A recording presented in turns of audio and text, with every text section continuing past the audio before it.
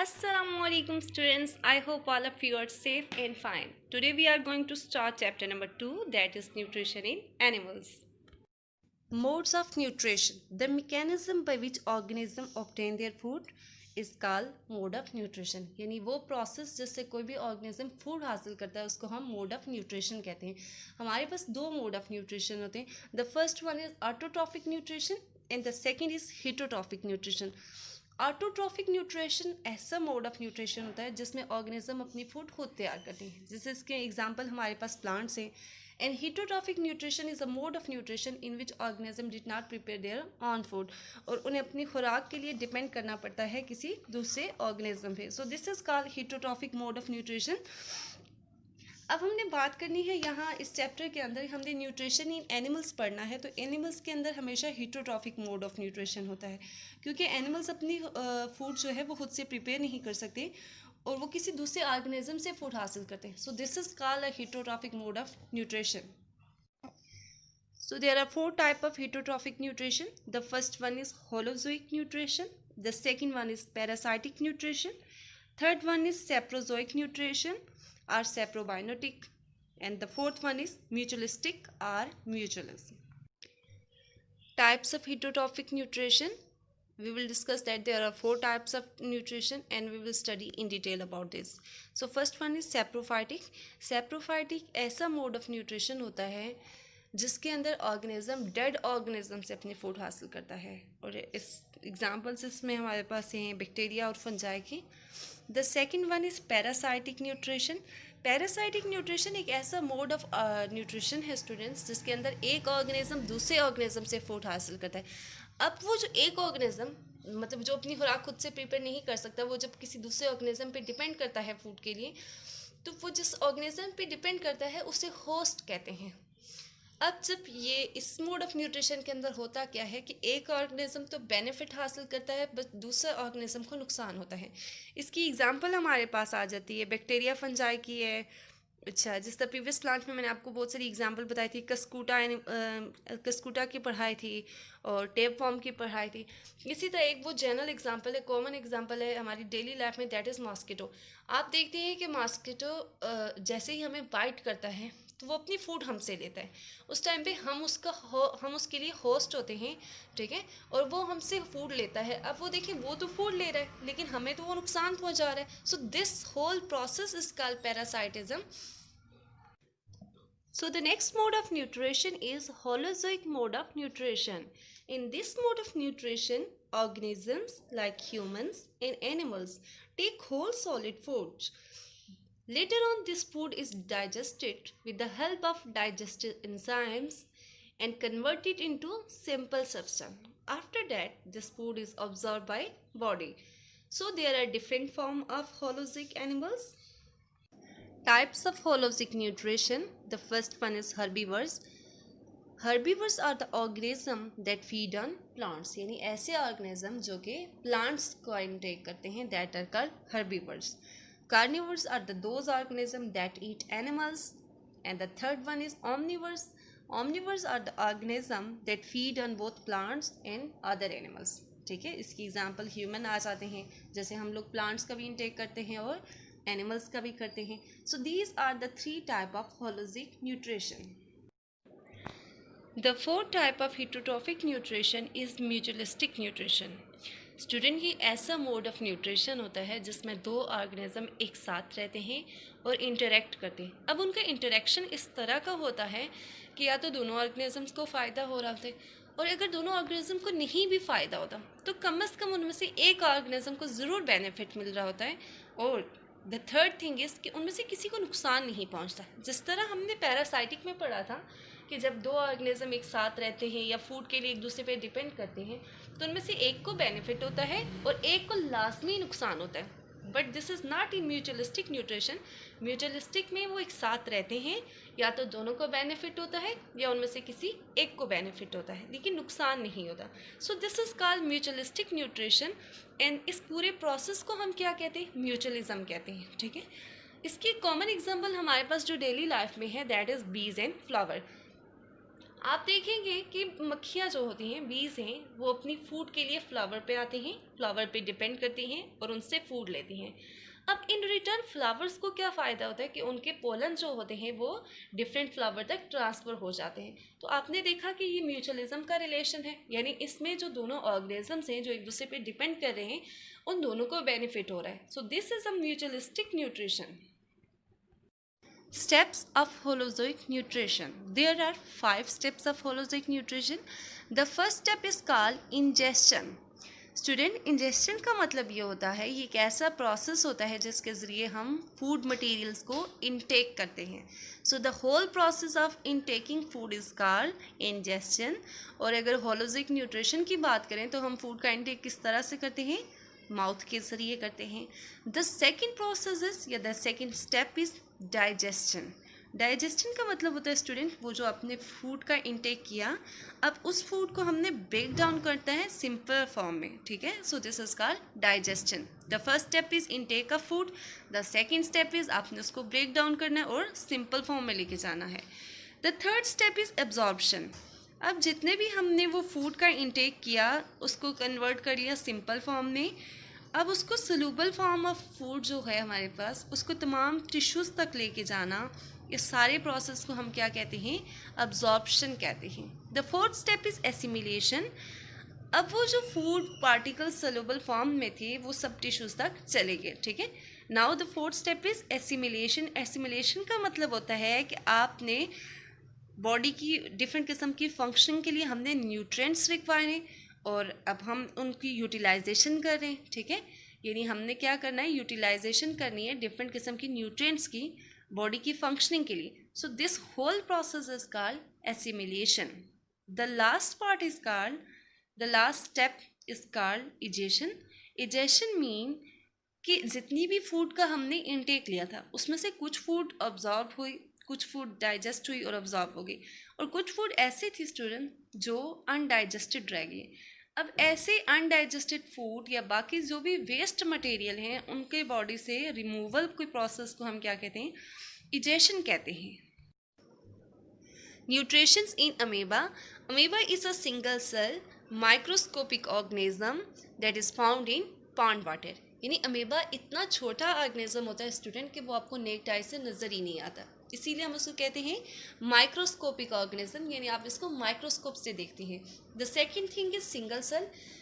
ये ऐसा ऑर्गेनिज्म होता है जिसके अंदर सिर्फ एक ही सेल होता है and found in pond water, pond के वाटर्स के अंदर पाया जाता है। अब जिस तरह हमने बाकी ऑर्गेनिज्म को एनालाइज किया स्टूडेंट, उनके अंदर डिफरेंट ऑर्गन्स होते हैं जिससे वो फूड को इनटेक करते हैं, उसके बाद फूड की डाइजेशन होती है। तो अमेबा के अंदर ऐसी कोई चीज़ नहीं होती। अमेबा के जो अगर हम सरफेस देखें तो उसके अंदर आउटर बॉडी में या आउटर सरफेस में अमेबा की एक छोटा सा ऑर्गन होता है जिसकी फिंगर लाइक प्रोजेक्शन होती है, ठीक है, उसे हम सोडोपोडिया कहते हैं। अब ये सोडोपोडिया क्या करता है? अमेबा की हेल्प करता है एक तो फूड को कैप्चर करने में और दूसरा इसकी मूवमेंट में, ठीक है। तो ये दो सोडोपोडिया के फीचर्स हैं। अब आप यहाँ पिक्चर में नीचे स्टूडेंट देखिए तो ये अमेबा की पिक्चर है। आप देखें कि इसकी एक फिंगर लाइक प्रोजेक्शन है, ठीक है। इसके अंदर न्यूक्लियस पाया जाते हैं, डिफरेंट किस्म के वैक्यूल हैं, एक फूड वैक्यूल है, दूसरा कंट्रैक्टाइल वैक्यूल है। So this is all about the nutrition in amoeba. अब हम दो मैकेनिज्म देखेंगे जिसके ज़रिए अमेबा फूड का इंटेक करता है, किस तरह से करता है, किन प्रोसेस पे वो कंसिस्ट होता है। So let's see all this process in detail. Now study in detail about the mechanism that how amoeba intake food. Student, जब भी अमेबा का इंटरेक्शन किसी फूड पार्टिकल से होता है तो वो अपने कप शेप जो सोडोपोडिया होते हैं उनको एक्सपेंड करना शुरू कर देता है उस फूड के इर्द गिर्द। यानी फर्स्ट पिक्चर में देखें कि यहाँ अमेबा का इंटरेक्शन हो रहा है किसी फूड पार्टिकल के साथ, और उसके बाद जो सेकंड पिक्चर है अब उसने क्या कर लिया, वो अपना सोडोपोडिया जो था, कप शेप जो थी, वो उसने एक्सपेंड करने शुरू कर दिया उस फूड पार्टिकल के इर्द गिर्द। अब जैसे ही वो ये एक्सपेंड करता है थोड़े टाइम बाद वो क्या करता है कि वो उस फूड पार्टिकल को कवर कर लेता है और उसको इनगल्फ कर लेता है, ठीक है। So this process is called injection, ठीक है। ये इंजेक्शन का प्रोसेस था, इस तरह से अमेबा फूड का इनटेक करता है। Now the second process is digestion, कि अब फूड का इनटेक तो हो गया, अब वो फूड ब्रेक डाउन किस तरह होगी। अब जैसे स्टूडेंट वो फूड पार्टिकल अमेबा के बॉडी के अंदर जाता है तो वो क्या कहलाता है, फूड वैक्यूल कहलाता है। आपको यहाँ नज़र भी आता है थर्ड वाली पिक्चर के अंदर एक फूड पार्टिकल है और फूड वैक्यूल है। So this vacuole is basically जब फूड पार्टिकल अमेबा के बॉडी के अंदर चला जाता है तो this is called food vacuole. अब अमेबा कुछ डाइजेस्टिव ज्यूसेस जिसको एंजाइम्स कहते हैं वो रिलीज करेगा, जिसकी वजह से ये कॉम्प्लेक्स फूड एक सिंपल सोल्यूशन में कन्वर्ट हो जाएगी। ठीक है students, so this is called digestion. Now the next step is कि जितनी भी फूड आपके पास थी वो कम्प्लेक्स फॉर्म से सिंपलर फॉर्म में कन्वर्ट हो चुकी है, यानी डाइजेशन का प्रोसेस कंप्लीट हो चुका है। अब ये जितनी भी आपके पास डाइजेस्टेड फूड है ये आपके पास साइटोप्लाज्म के अंदर अब्जॉर्ब हो जाती है, और अब्जॉर्ब के बाद यानी एसिमिलेशन का प्रोसेस स्टार्ट हो जाता है। यहाँ जहाँ भी उसको अपनी वर्किंग के लिए न्यूट्रिएंट्स जितने भी रिक्वायर होते हैं वो उनको यूटिलाइज करता है। So the last step is कि आपके पास जो अनडाइजेस्टेड फूड मटेरियल रह जाते हैं वो इस अमेबा के किसी भी पॉइंट से रिलीज़ हो जाते हैं। ठीक है, यानी आप लास्ट वाली फिफ्थ डायग्राम जिसके ऊपर है 5 लिखा हुआ डायग्राम उसके अंदर देख सकते हैं कि किस तरह अमेबा के अंदर से जो वेस्ट पार्टिकल हैं आपके पास वो किस तरह से रिमूव हो रहे हैं। So this mode of nutrition is called phagocytosis. Student जितनी भी खुराक हम लोग खाते हैं वो डायरेक्टली इसी तरह बॉडी में यूज़ नहीं होती, बल्कि उस फूड को सिंपल फॉर्म में कन्वर्ट किया जाता है। तो उसके लिए जो प्रोसेस यूज़ होता है जिससे फूड को सिंपलर फॉर्म में कन्वर्ट किया जाता है उसको कहते हैं डाइजेशन। और हमारे बॉडी में इसके लिए एक स्पेशलाइज किस्म का सिस्टम मौजूद है जिसको कहते हैं डाइजेस्टिव सिस्टम। अब डाइजेस्टिव सिस्टम इस प्रोसेस के अंदर जितना भी हम फूड का इंटेक करते हैं उसके बाद जो फूड डाइजेस्ट होती है ये थ्रू ये सारा प्रोसेस जो होता है वो एक ही ट्यूब के जरिए होता है जिसको हम क्या कहते हैं, एलिमेंट्री कैनाल होते हैं। ठीक है, ये बेसिकली इसको डाइजेस्टिव ट्रैक्ट ही कहते हैं, जिसमें फूड आपके बॉडी के अंदर इंटर होता है और सॉलिड वेट एक्सपेल हो जाते हैं। So this all is called alimentary canal. अब स्टूडेंट एलिमेंट्री कैनाल जो है वो उसके डिफरेंट पार्ट्स होते हैं। The first part is mouth, the second is esophagus, the third one is stomach, the fourth one is small intestine, large intestine and rectum. So these are the important parts of alimentary canal. Alimentary canal का जो first part है student उसको mouth और mouth cavity कहते हैं। ठीक है, mouth cavity को हम बक्कल कैविटी भी कहते हैं। सो अब इसके अंदर होता क्या है, food is taken into the body through the mouth, यानी हमारी बॉडी के अंदर जितना भी फूड जाना होता है वो माउथ के ज़रिए जाता है। और इस प्रोसेस को हम पहले भी पढ़ चुके हैं, क्या कहते हैं, इंजेस्शन कहते हैं। In the mouth the food is broken down into smaller pieces by the teeth. अब हमारे मुंह के अंदर होता क्या कि जितने भी हम फूड के जो बड़े बड़े पीसेस लेते हैं वो स्मॉल पीसेस में कन्वर्ट हो जाती है।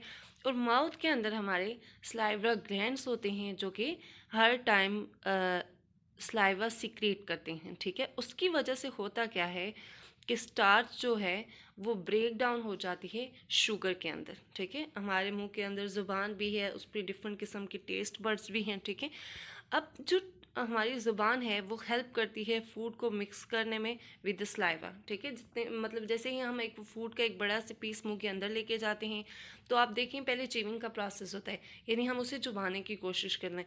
अब हमारे मुंह के अंदर सलाइवा जो होती है वो फूड के साथ मिक्स हो जाती है। ठीक है, और हमारी फूड जो है वो फिर नेक्स्ट फर्दर प्रोसेस से गुजरती है। And the next process is कि हमारी फूड स्वेलो हो जाए, यानी हम उस खुराक को निगल लें। So the next part of the alimentary canal is pharynx. Pharynx basically हमारे पास एलिमेंट्री कैनाल का स्टूडेंट वो पोर्शन होता है जो मुंह के बाद स्टार्ट होता है। ठीक है, इसको हम नॉर्मली थ्रॉट भी कहते हैं, यानी गला भी कहते हैं। ये एक होलो ट्यूब आपके पास ट्यूब होती है जो कि नाक के पीछे से स्टार्ट होती है, और ठीक है मतलब गर्दन वाला सारा पोर्शन इसके अंदर होता है, और ये जाके ईसोफेगस तक या ट्रैकिया तक एंड हो जाती है। अब आप इस फिगर के अंदर देखें। ठीक है, हमने ओरल कैविटी के बारे में पहले पढ़ लिया था। The second thing is nasal cavity. अब ये यहाँ से इसके पीछे से स्टार्ट हो रही है। ठीक है, ये आपको जो ब्लू ब्लू पोर्शन नज़र आ रहा है, और ये एंड कहाँ हो रही है, ईसोफेगस तक एंड हो रही है, यानी ईसोफेगस से पीछे तक एंड हो रही है।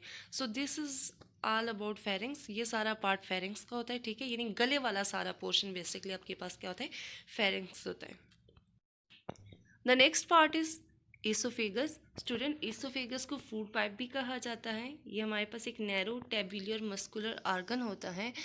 इस ऑर्गन के अंदर डाइजेशन का प्रोसेस नहीं होता, बल्कि सिर्फ खाली फूड को ये कैरी करती है, यानी फेरेंक्स से, जहाँ फेरेंक्स एंड हुआ था वहाँ से ये फूड को कैरी करती है और ये स्टोमक तक ले जाती है।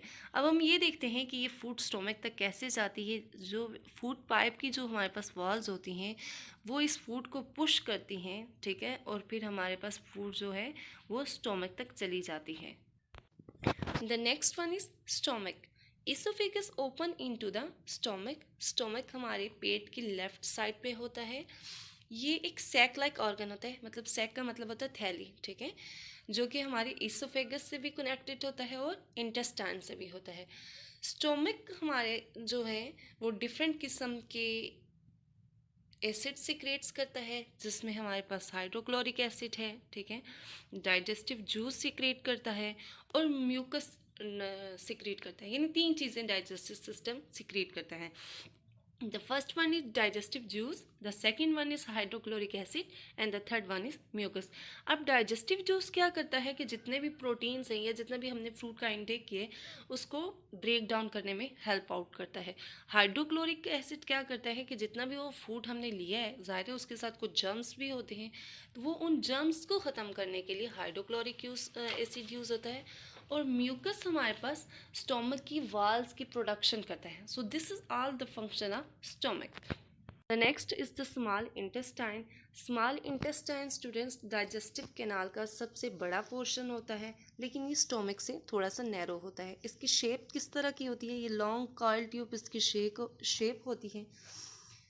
ये लीवर और पेनक्रियास दोनों से सिक्रेशन रिसीव करता है। अब हम ये देखते हैं कि लीवर की क्या फंक्शन है और पेनक्रियास क्या करते हैं। लीवर सबसे बड़ा ग्लैंड होता है बॉडी के अंदर। It secrete bile juice which store into the gall bladder, ठीक है, वो एक ऐसा जूस सिक्रेट करता है जो कि गॉल ब्लैडर के अंदर स्टोर होता है। अब इसकी फंक्शनिंग क्या है? इट ब्रेक डाउन फैट, ये फैट्स को ब्रेक डाउन करता है। The second one is pancreas. Pancreatic juice secrete करती हैं जो कि कार्बोहाइड्रेट्स को प्रोटीन के अंदर कन्वर्ट करते हैं। ये इन दोनों की अलग अलग फंक्शन हो गए, ठीक है, इन्होंने ब्रेक डाउन कर लिया। अब ये सारी चीज़ें क्या आ जाती हैं? स्मॉल इंटेस्टाइन के अंदर रहते हैं।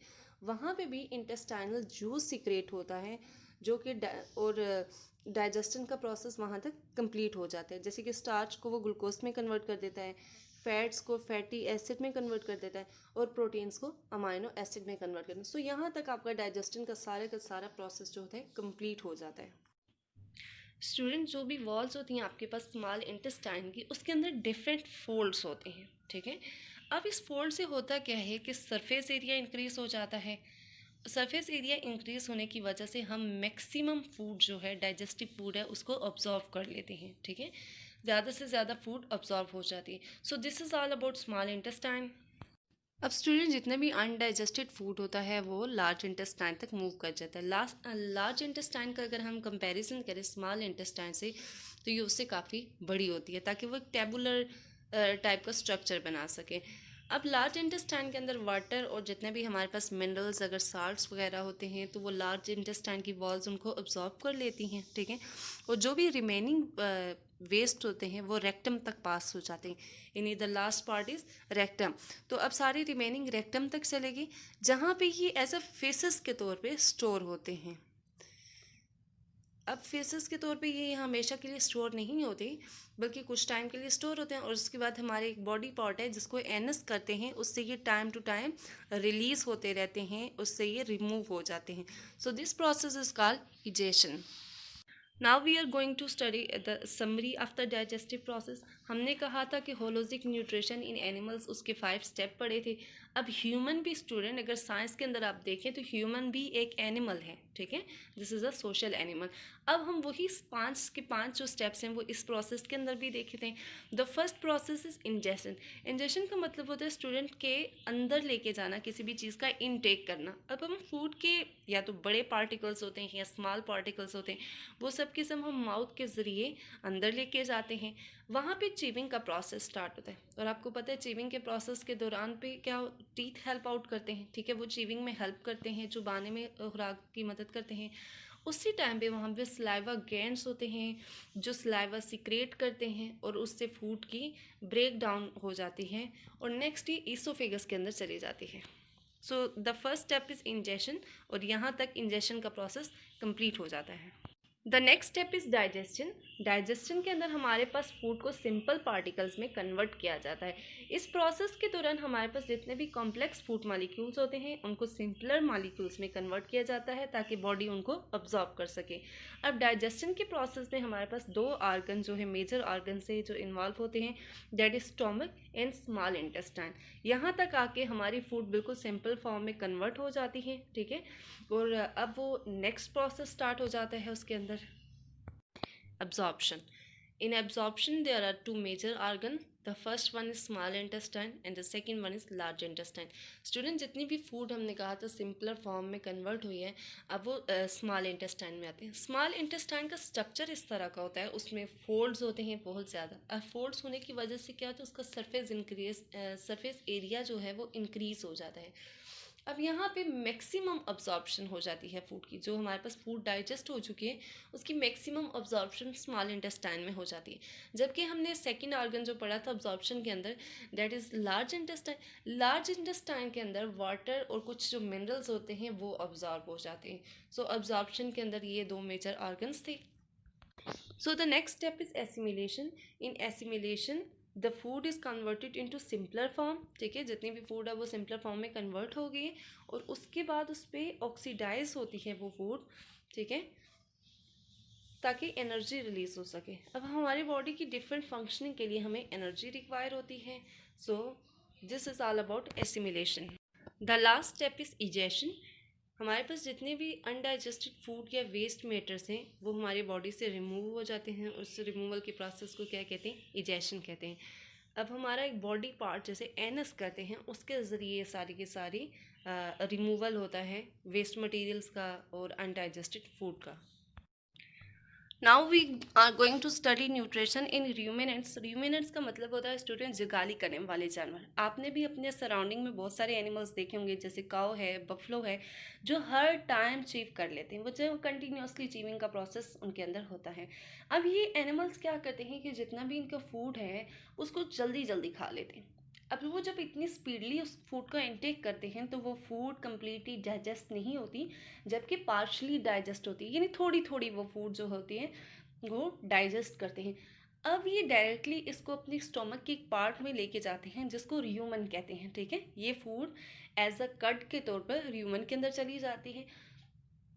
अब इन एनिमल्स के अंदर ये एबिलिटी होती है कि वो इस कट को बैक टू माउथ लेके आए, ठीक है, और उसको कंप्लीट डाइजेशन करें। So this whole process is called rumination. और ऐसे एनिमल्स जो कट को चीव करते हैं उनको र्यूमिनेंट्स कहते हैं। र्यूमिनेंट्स के स्टोमक के अंदर 4 चैम्बर होते हैं जिनके नाम है र्यूमन, रेटिकुलम, अमेसम एंड ओमेसम। सो इस तरह के 4 चैम्बर स्टोमक को हम कहते हैं कंपाउंड स्टोमक। नेक्स्ट अब हमारे पास रूमिनेंट्स जितना भी फूड स्वॉलो करते हैं वो सबसे पहले स्टोमक के सबसे बड़े चैम्बर र्यूमन के अंदर इंटर हो जाता है। यहाँ पे वो फूड ग्राइंड होती है और नेक्स्ट चैम्बर रेटिकुलम के अंदर मूव करती है। अब रेटिकुलम के अंदर जो हमारे पास फूड होती है स्टूडेंट्स, वो पार्शली डाइजेस्टेड होती है, ठीक है। अब वो वहाँ से दोबारा मुंह की तरफ आती है, ठीक है, और वहाँ मुंह के अंदर उसकी दोबारा ब्रेक डाउन होती है, वो स्मॉलर पीसेस में कन्वर्ट होती है और एक सॉफ्ट पल्प बना देती है जिसे हम कट कहते हैं।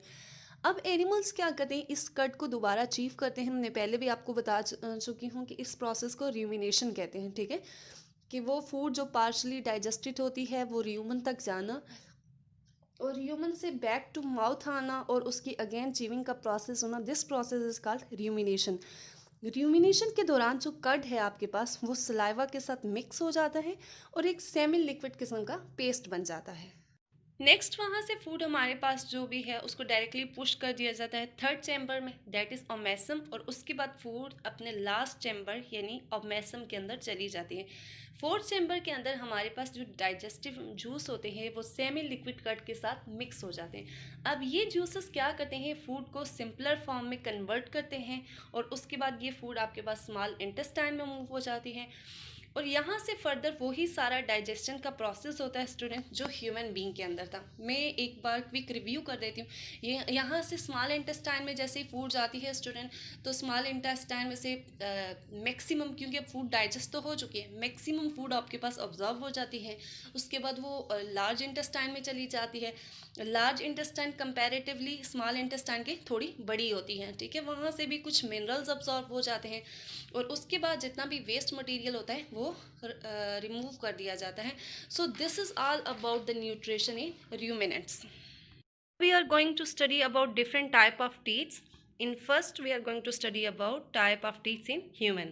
So all of us have two sets of teeth in our lifetime. यानी दो तरह के दांत हमारे पास होते हैं पूरी लाइफ में. The first one is milk teeth or temporary teeth, and the second one is called permanent teeth. तो जो फर्स्ट वन है यानी मिल्क टीथ होते हैं, ये हमारी बर्थ से लेके 6 से 7 साल की उम्र तक रहते हैं, ठीक है। जैसे ही ये मिल्क टीथ या टेम्परेरी टीथ गिरना शुरू कर देते हैं तो इनकी जगह परमानेंट टीथ ले लेते हैं, ठीक है। अब तो सेकंड क्वेश्चन है कि एक एडल्ट के अंदर कितने दांत होते होंगे, ठीक है। So all of us have 32 teeth in all, 16 in each जा, यानी एक जबड़े के अंदर 16 होते हैं और ये तमाम एडल्ट्स के अंदर सेम होते हैं। Now there are 4 type of teeths, they are incisor, canine, premolar and molar. So the first type is incisors. There are 2 pairs of incisor in each jaw. यानी हर जबड़े के अंदर हमारे पास 2 पेयर्स होते हैं इन दांतों के। यानी लोअर जा की बात करें तो वहाँ पे भी 4 दांत होते हैं और अपर जा के अंदर भी 4 होते हैं। तो टोटल ये हमारे पास कितने होते हैं इंसाइजर्स के अंदर? 8 दांत होते हैं। इनके चिजल लाइक एंड्स होते हैं, ठीक है, और ये हमारे कटिंग और बाइटिंग के अंदर बहुत हेल्पफुल होते हैं। नेक्स्ट है हमारे पास कैनाइन. कैनाइन हमारे पास हर जा के अंदर एक पेयर होता है, यानी लोअर जा के अंदर भी हमारे पास 2 दांत होते हैं और अपर जा के अंदर भी 2 दांत होते हैं। तो टोटल कैनाइन के अंदर कितने दांत होते हैं? 4 होते हैं। इनके पॉइंटेड एंड्स होते हैं जिससे हम अपनी खुराक को तोड़ सकते हैं और उसको अच्छे से पिर्च कर सकते हैं। So this is all about canine. So next is premolar. Premolar में हमारे पास 2 पेयर्स होते हैं प्रीमोलर के हर जा के अंदर, ठीक है, यानी 2 पेयर से मुराद 4 दांत होते हैं हर जा के। 4 अपर जा के अंदर होते हैं, 4 लोअर जा के अंदर होते हैं। अगर हम इनका कंपैरिजन करें इंसाइजर और कैनाइन से तो ये बड़े होते हैं इंसाइजर से और कैनाइन से, और ये फ्लैटन होते हैं। अपनी हमने पढ़ा था कि कैनाइन जो होते हैं उनके पॉइंटेड एंड्स होते हैं, लेकिन इनकी जो एंड्स हैं वो फ्लैटन होते हैं। अब हम देखते हैं कि प्रीमोलर के अंदर हमने कहा कि अपर जा के अंदर 4 दांत होते हैं। अब वो 2 दांत एक साइड पे होते हैं अपर जा में और 2 दूसरी साइड पे होते हैं, यानी कैनाइन की राइट पे 2 दांत होते हैं और कैनाइन के इसी तरह लेफ्ट पे भी 2 दांत होते हैं, ठीक है। इसका अपर जा के अंदर 4 दांत आगे और इसी तरह 4 हमारे पास लोअर जा के अंदर आते हैं। सो प्रीमोलर में टोटल हमारे पास कितने दांत होते हैं? 8 दांत होते हैं।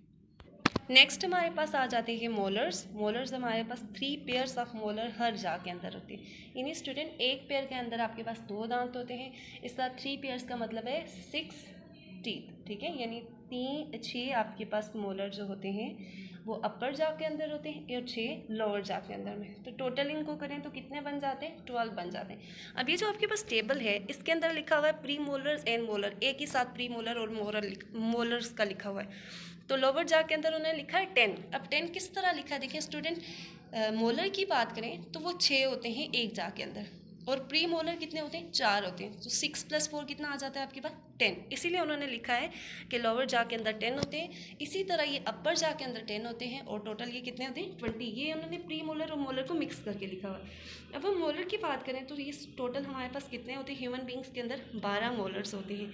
ये भी फूड को च्यू करने और टीयर करने में उसकी हेल्प करते हैं। स्टूडेंट, अब जब मैंने दांतों का पूरा स्ट्रक्चर डिस्क्राइब कर लिया तो अब उसके बाद हम ये डिस्कस करते हैं कि वैसे तो हमारे दांतों का कलर वाइट होता है, लेकिन बहुत बाज़ दफ़ा हमें ऐसा लगता है कि हमारे दांत बिल्कुल येलोविश कलर होते हैं। यहाँ 2 पिक्चर्स हैं जिसमें मैंने एक में वाइट कलर के आपको दांत दिखाएं और सेकंड में येलोविश कलर के दांत दिखाएं। अब आपके माइंड में एक क्वेश्चन होता होगा कि अच्छा ये दांत एकदम से आपके येलो किस तरह से हो जाते हैं? तो जब भी हम कोई चीज़ खाते हैं स्टूडेंट्स तो छोटे छोटे फूड के पार्टिकल्स जो होते हैं वो हमारे दांतों के अंदर रह जाते हैं, ठीक है। अब स्लाइवा जो आपके मुंह के अंदर होता है और बैक्टीरिया वो भी मुंह के अंदर प्रेजेंट होते हैं, ये उस खुराक के साथ मिक्स हो जाते हैं और एक स्टिकी फिल्म बना देते हैं हमारे दांतों में। जिस तरह आपको ये नीचे वाली पिक्चर के अंदर ये येलोविश चीज़ें नज़र आ रही हैं, ये बेसिकली आपके पास एक स्टिकी सी फिल्म है, इसको हम डेंटल प्लेक कहते हैं, ठीक है। अब जो एंजाइम्स प्रोड्यूस होते हैं बैक्टीरिया से, वो उन फूड पार्टिकल्स पे एक्ट करते हैं और उससे हमारे पास शुगर्स और एसिड प्रोड्यूस होते हैं। अब ये एसिड्स जो हैं ये हमारे जो वाइट कवरिंग है दांतों की, इसके अंदर डिज़ोल्व हो जाते हैं और इस तरह से हमारे दांत आहिस्ता आहिस्ता डिके करना स्टार्ट हो जाते हैं। अगर यही प्रोसेस कंटिन्यू होता रहे बहुत अरसे तक, तो फिर हमारे दांतों के अंदर या तो होल बन जाता है, या मतलब जैसे कैविटी कहते हैं वो बन जाता है। सो डेंटल प्लेक और कैविटी जो हैं ये दो फैक्टर्स हैं हमारे दांतों के येलोविश कलर होने के या इस येलोविश लेयर के लिए। सो स्टूडेंट्स, आपने इस सब से बचने के लिए दिन में 3 दफ़ा दांत साफ़ करने, यानी हर खाने के बाद अपने अपने दांत साफ़ करने हैं, ताकि आपके दांतों के अंदर ये डेंटल प्लेक और कैविटी ना हो सके।